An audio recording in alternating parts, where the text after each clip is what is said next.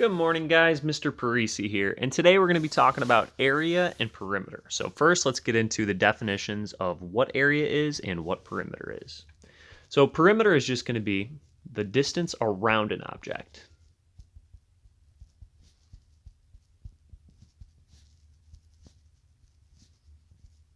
An object, it could be a space, could be a shape.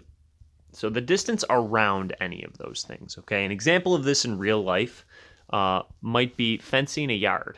If you need to see how much fence you would need to put a fence around your yard, your backyard, you would need to see the perimeter of that. How much fence is it going to take to go around the whole yard, okay? Now let's see here. For area, area is going to be the space that fills a 2D shape, okay? Two-dimensional shape. Okay, so a real-life example of this would maybe be buying carpet for a room, okay? So if you've got a room that is like 10 feet by 10 feet, you would want to know the total area that you need to fill that room. That brings up the other concept, which is area is measured in square units. So for that example of a room, if it's a 10 by 10 room, we know our area formula for a square or rectangle is area equals length times width. We're going to be using that today. It would just be 10 times 10, which would equal 100 units squared, or if it was 10 feet, it would be 10 square feet, or 100 square feet, okay? So area is measured in square units.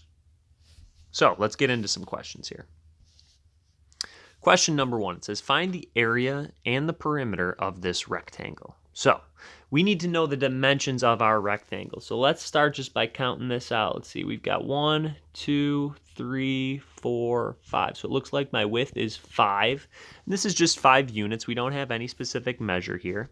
And my length would be 1, 2, 3, 4, 5, 6, 7, 8, 9, and 10. So this is 10.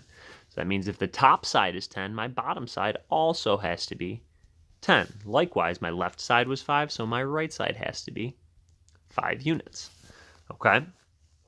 So, area versus perimeter. Let's split this up a little bit. My perimeter, we'll do that first. And then we'll do area over here. So for perimeter, it's just your distance around. That's your side plus your side plus your side. So if I did 5 plus 10 plus 5 plus 10, that's going to get me a total of 30. So 5 plus 10 plus 5 plus 10, that's going to be 30 units. And we don't know what these units are, but it's just going to be 30 units. Area, on the other hand, we said area is going to equal length times width. This is only for squares and rectangles, though, okay? If we had something like a circle or a triangle, our area formula would be different. So in this case, my length is going to be this 10 right here, and then my width is going to be 5. So what is 10 times 5? Well, that's going to be 50, and this is going to be units. Oops. Spelled that wrong. Units squared. Okay?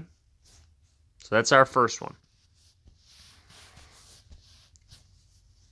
I attached the worksheet for today's notes and homework to your Google Classroom, but feel free to do this on a separate sheet of paper if you can't print out the worksheet, okay? Letter 2A here says find the area and the perimeter of this square, okay? Again, same thing, perimeter and area. We just got to figure out what are my dimensions. The dimensions just means your length and your width. So this one looks like it's 2 by 2 by 2 by 2. Okay, so perimeter would be 2 plus 2 plus 2 plus 2. That's my distance around. So in this case, the perimeter would be 8 units.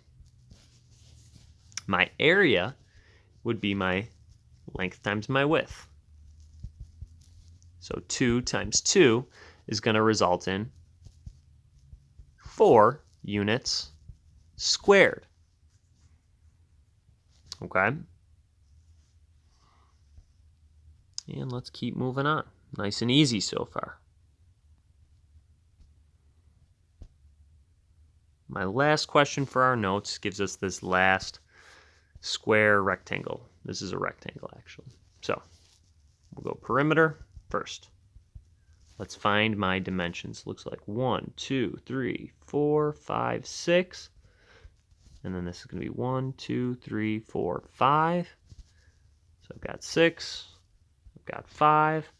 So it'd be 6 plus 5 plus 6 plus 5. And that is going to equal 22 units for perimeter. For area, again, it's a rectangle, so we got to go length times width, so 6 times 5, and that's going to be 30 units squared. If you have any questions on this, please feel free to ask. So we did 1A, 2A, and 3A. Your homework is going to be to finish up question 1B, 2B, and 3B on a separate sheet of paper. Please show all your work and submit through Google Classroom when you are done. Thank you and have a great day.